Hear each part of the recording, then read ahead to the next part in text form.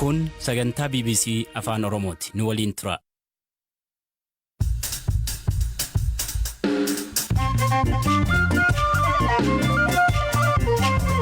Akka mooltan dhaggeeffattoota keenya sagantaan keenya wiixata galgalaa eegaleera. Odeessaalee har'aaf qabanne keessaa matoota isaaniin isinitti hima. Naannoon Amaaraa duula seera kabachiisuu jedhuun haga ammaatti namoota 4500 seeraan to'achuu irratti gabaasa qabna. Akkasumas isa TPLF booji'amtoota waraana federaalaa gadhiisuuf jedhuun ibsa irratti mootummaan federaalaa waan jedhes isin biraan geenya. Gaazexeessaa Abbee Tokkichaaw qotiyyoo 58 uummata Booranaaf kennu. አንድ እናት በጣም ታዋቂ የነበረ ፎቶ በጣም ፖፑላር ሆኖ የነበረ ፎቶ keessattu suuraan haadha tokkoo daa'ima dugdatti baatanii haalaan qoodamee ture. Maatii kanaafis qotiyyoo 2 kennine. Waa'ee heera mootummaa Eritiriyaa waggaa 25 darbaniif saanduqa pireezidaantii biyyattiitti itti cufamee ture irrattis waan qixeeffanne qabna. Odeessaalee gaggabaaboos qixeeffanneerra nu faana turaa kan isiniif dhiyeessu an Hamza Hussein. Odeessa jalqabaatiin naannoo Amaaraatti shakkamtoonni 4500 ol to'annoo jala oolfamuu isaanii biiroon nageenyaaf tasgabbii naannoo Amaaraa ibsa kaleessa caamsaa 22 2022 baaseen beekseera. Shakkamtoonni to'annoo jala oolfaman duula seera kabachiisuu tibbana mootummaan geggeesse hordofeeti jedha ibsichi. Biraanuu Gammachuu. Itti gaafatamaan biiroo nageenyaa fi tasgabbii naannichaa obbo Dassaaleny Xaasoo nageenya itti fufiinsa qabu mirkaneessuuf hojiin kun cimee itti fufa jechuun miidiyaalee biyya keessaa irratti dubbataniiru. Shakkamtoonni to'annoo jala oolfaman waliigalatti 4552 akka ta'anii fi isaan keessaa kanneen 210 ta'an kan yakka lubbuu balleessuutiin shakkamanii himatamanii fi to'annoo jala oolchuun osoo hin danda'amin ture akka ta'e ibsameera. Kana malees 40 kan ta'an kanneen yakki itti murtaa'ee mana sirreessaa keessaa miliqan 39 kan caalan ammoo yakkamtoota ta'uun kan bakka hin jirretti itti murtaa'edha jedhan. Namoonni 917 ammoo diinota naannichaa fi finxaaleeyyii ergamni itti kennamedha jechuun ibseera biiroon nageenyaa kun. Kana malees namoota naannicha taaraa ta'an dabalatee caasa nageenyaa fi mootummaa keessa taa'uun yakkamtootaan wal ta'uun kan shakkaman namoonni 1780 ol akka keessatti argaman dabaluun himan hoogganichi. Obbo Dassaaleny yeroo ammaatti mootummaan hojii shakkamtoota to'achuu taasisuun alatti naannichi nageenya amansiisaa irratti argama jechuu isaanii miidiyaaleen biyya keessaa gabaasaniiru. Akka gabaasa miidiyaalee biyya keessaatti kanneen dhugaan faannoo hin taane garuu gareewwan maqaa faannootiin ijaaramuun uummata irratti gochawwan seeraan alaa adda addaa raawwatan mootummaan akka obsaan bira hin tarre himaniiru. Torban darbe keessa naannoon Amaaraa meeshaalee waraanaa harka namoota dhuunfaatti argaman galmeessuuf akka ta'e biiroon nageenyaaf tasgabbii naannichaa beeksisuu hordofee naannichi duula seera kabachiisuu eegaluu beeksiseera. Keessattuu naannolee hedduu keessatti maqaa garee alidilee faannoo ofiin jedhuun ijaarameen gareewwanii fi namoota dhuunfaa sochiilee seeraan alaa taasisan irratti tarkaanfii akka fudhatu beeksisuun isaanii yaadatama. Humnootiin nageenyaa tarkaanfii seera kabachiisuu fudhachuu hordofees walitti bu'iinsa dhuma torbee darbee uumameen namootarra akkasumas miidiyaalee biyya keessaarraa odeeffateera. Kanneen hidhamuun isaanii ibsame keessaa miidiyaalee garaagaraa irratti mootummaa Itoophiyaa qeequun ka beekamu Salamoon Shumiyyee fi Maskaram Abarraa ni jiru. Hidhaan kun tarkaanfii olaantummaa seeraa mirkaneessuuf mootummaan naannolee garaagaraatti sochii eegaluu isaa erga beeksisee booda dhagahame.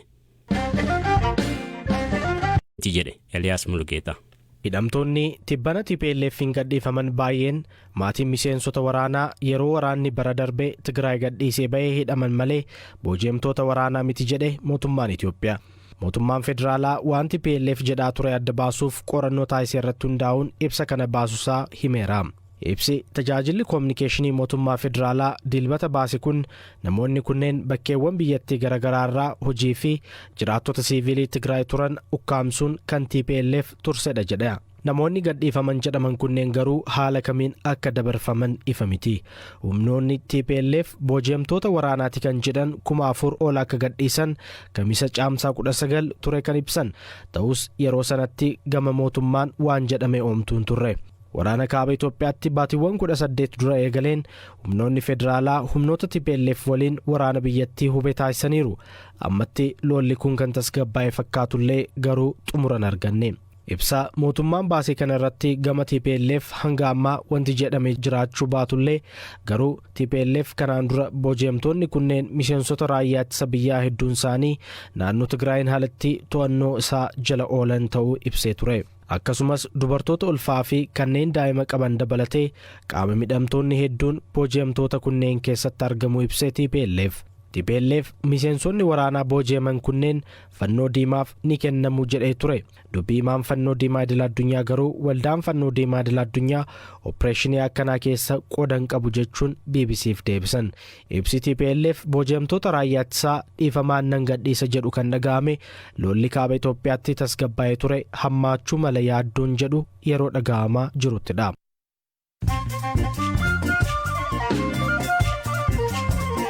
Gidduutti moodeessaalee gabaaboo muraasni isinitti himaa torbee darbee keessa deeggarsi midhaan nyaataaf meeshaalee wal'aansa fayyaa walumatti toonii 10,000 caaluu naannoo Tigraay seenuu sagantaan nyaataa addunyaa beeksise. Konkolaattonni fe'umsaa 163 ta'an marsaa lamaan naannoo Tigraay seenuu ka ibsa jaarmiyaan kun qaamolee tumsa taasisaniif hunda galateeffateera. Guyyaa kaleessaa qondaalli waraanaa Iraan ka warraaqsa biyyattii dursuun beekaman Koloneel Sayid Kodaay magaalaa guddoo biyyattii Tahraan keessatti ajjeefaman. Qondaalli waraanaa kun balbala mana isaanii fuulduratti konkolaataa isaanii keessatti itti dhukaafamee ka ajjeefaman waggaa ta'u hidhattoonni lama dogdoqqeedhaan erga gara isaaniitti qajeelanii booda rasaasa 5 walitti aansuun itti dhukaasuun galaafatan. Pireezidaantiin Senegaal Macky Sall akka dura taa'aa gamtaa Afrikaatti Raashiyaa fi Yuukireen daawwachuuf garas imaluu eegalaniiru. Sall dilbata akka himanitti ergama hooggantoota biyyoota gamtichaa biroos fudhatanii garasitti imalu. Ibsa Chaansilara Jarman Olaf Scholz waliin kennan keessatti Afrikaan Raashiyaa fi Yuukireen mariidhaan furamee arguu barbaaddi jedhan. Ajajji Taalibaaniin dhiyeessitoonni oduu fi riippoortaroon dubartootaa Afgaanistaan fuula haguuganii TV'tti bahan kaleessa guyyaa dilbataa dura gaazexeessitoonni kunneen ajaja fuula haguugaa jedhu didanii turan. Taalibaan erga bara darbe aangoo qabatee booda torbanoota darban keessa dubartoota irratti dhorkaa garaagaraa kaa'aa jira. Odeessaaleen kanu.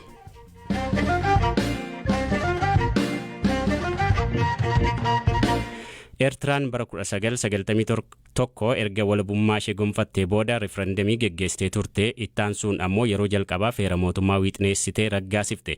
Adeemsi heera raggaasisuu waggaa 3 ka fudhate yoo ta'u waggaa 25 booda biyyattiin heera mootummaa argatte. Haa ta'u malee hanga guyyaa har'aatti heerri mootummaa kun hojiirra oolin jira. Biyyattiin ji'a kana keessa guyyaa walabummaa ishee itti gonfatte ka kabajattu yoo ta'u guyyaa kana ilaalchisuun nama yeroo sana komishinii heera mootummaa keessa turan Dr. Barakat Habtasillaasee dubbisneerra. Heerri mootummaa kun akkamiin akka qophaa'e ibsuurraa eegalan. تكوميشن قوام قوم الحقي صحف فيلمني لساعتو يساعد مترقبكم أمو مبرحة هون عليكم jalqabumaa seera itti bulmaata komishinichaa qopheessi kannaan jedhani pireezidaant Isaayyaas Afwerqii turan. Gara Ameerikaa ergan deebi'ee booda heera mootummaa afaan Ingiliziin barreesseen ergee fi wixinee isaa gara afaan Tigreetti kanii qabxiiwwan muraasa soroorsanii deebisanii naaf ergan. Anis waan isaan soroorsan irrattiin walii gale. Kaayyoo gooroon uummanni hubannoo heera mootummaa akka cimsatu gochuu ture. Heerri mootummaa maali? Hariiroon mootummaa fi uummataa akkam ta'uu qaba? Mootummaan yeroo hagamiif aangoo irra tura? Akkasumas mirgi namoomaa akkamiin kabajama kanneen jedhan hubatamuu waan qabaniif uummata barsiisuu eegalle. Kun ammoo waggaa 3 nutti fudhate. Kaayyoo heera mootummaa irratti uummanni mareetee akka hubatuuf jenneetu kan jalqaba wixineessine. Heerri mootummaa kun ragga'ee waggaa tokko booda hojiitti kama jedhamee ture. Haa ta'u malee bara 1998 tasuma waraanni Itoophiyaa fi Eritiriyaa gidduutti dhalate. Heerri erga ragga'ee waggaa 25 lakkoofse kun fooyya'insa akkamiifaatu isa barbaachisaa gaaffii jedhuuf Dr. Barakat akkas jedhan. Gaaffileen uummatarraa ka'an gurguddoon lamatu jiru. Isaanis abbaa qabeenyummaa lafaa fi gaaffii afaaniiti. Kunneen dhimmoota akkaan falmisiisoo turanidha. Heerri kun harka namaatiin bocame waan ta'eef fooyyeffamuu danda'a. Afaan yoo fudhanne kanneen Eertiraa keessatti dubbataman saglanuu kabajamuu qabu jechuun walqixxummaa isaanii labsinee turre. Haa ta'u malee afaan Tigree, Arabaa fi Ingilizii afaan hojii akka ta'an yeroof murteessinee turre. Kanneen murtee kanatti waliin galle ammoo hedduu. Qabxii lammaffaan dhimma abbaa qabeenyummaa lafaati. Yeroo sanatti sirni sooshaalizimii waan tureef lafti harka mootummaa haa turu jennee murteessinee turre. Kun garuu dogoggora. Mootummaan albuuda lafa keessa jiru baasuuf aangoo qabaachuu danda'a. Garuu lafti kan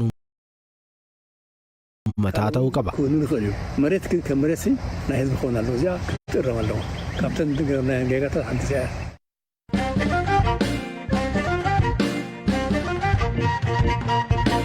Godina Booranaa aanaa Taltalleetti qonnaan bultoonni sababii hongeen qotiyyoo ittiin qotatan dhabuun walii isaanii camadanii qotaa turuu isaanii amma dura gabaasnee turre.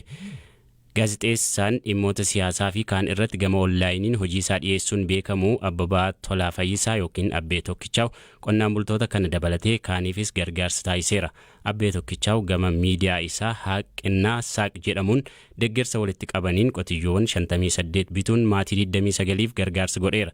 Suuraan marsaalee hawaasaa irratti argine hirriba nu dhorkee ka jedhu Abbeen wayita achii deebi'an sa'aatii muraasa dura argannee dubbisnee turre. Deebii uummata gargaaran irraa argatan akkasiin hima. በተለይ አንድ እናት በጣም ታዋቂ የነበረ ፎቶ በጣም ፖፑላር ሆኖ የነበረ ፎቶ keessattuu haala gaddisiisaa ta'een suuraan haadha tokkoo daa'ima dugdatti baatanii abbaan warraa isaanii ammoo akkuma qotiyyootti wayita maarashaa harkisan kan mul'isu haalaan qoodamee ture. Isaan qaamaan argannee maatii kanaafis qotiyyoo 2 kennine. Maatii kana akkamiin murtoo kanarra geessanii haala akkasiin qotuu dandeessan jennee gaafannee turre.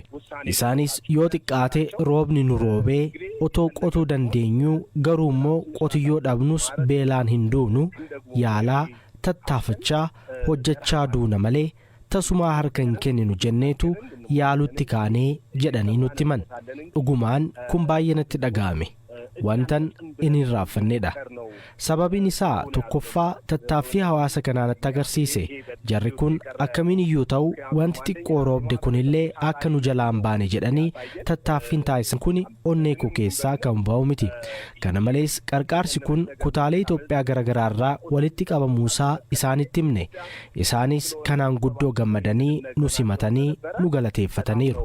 ደስ ያላቸውና በጥሩ ሁኔታ ነው የተቀበሉን ማለት ነው። ዋሂለ ሳከን ታይፊ ወጅን ገረ ቦረና ይመሉን ገርጋርሰ ከነ ካከነ ጋዜጤሳው ቢሸት ታየ አከሚን ደገርሰ ከነ ወልት ቀቡ አከ የገለን ዱባታ ሚዲያ ረትስ በሃቱሬ ነምኒ አከ ቆትዮት ኤት ቆታ ቡሌ ጎዲና ቦረና ከሰቲ ዮጥቃቴ ሆሪን ሚሊዮና ቶኮፊ ቱቃ ሰዲቱ ጡሜቻዳ ሆንጌን ናኖ ሰኒዮ ቤክተኒ ቆቲ ብላን ቶኮ hanga horii 100 akkasi kan qabu ture.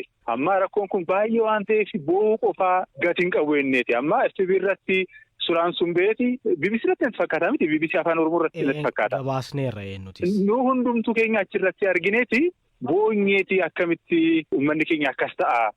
Nama ofirratti darbee nama ta'a kan turedha. Biyya ta'a kan turedha enneeti akkam hagoon wanni kun. Bu'aanis caljechuun gatiin qabu. Siyaasaa fi olii gadi ololuu osoo hin ta'in akkamitti gargaaruu dandeenya jenneet haasofnees anis Abbee Tokkicha yookiin immoo Abbabaa Tolaas na waliin ture maal akkam gochuu dandeenya. Yoo xiqqaate deemneeti jajjabaadha jenneet deebi'uu qabna jenneet haasofnee maal jenne garuu akkas kana qofaa miti. Harkaa duwwaan deemuun gatiin qabu. Mee xiqqoollee qotiyyoo 2 qotiyyoo 3 yoo binnellee salphaa miti jenneet haasofnee dur karoorri keenya qotiyyoo 10 binneeti nama 10f kenninee deebinaa jennee turre hordoftoota ammoo miidiyaan Haqqinnaa Saaq kan jedhamu isaan waliin yeroo haasofnu mee nuyi irratti hirmaachuu qabna jedhanii qotiyyoo 10 miti gara qotiyyoo 20 deemee yeroo jedhu akkas ta'e gara 50tti gara 60tti deemechaa. Dhaggeeffattoota keenya sagantaa keenyaarraaf qabanne xumurreerraa qopheessaa sagantaa kanaa Eliyaas Mulugeetaa fi ogeessa teeknikaa Oskaar Bungaa dabaltee an isiniif kadhiyeessaa ture an Hamzaa Huseenii haga bor walitti deebinutti nagaan bula.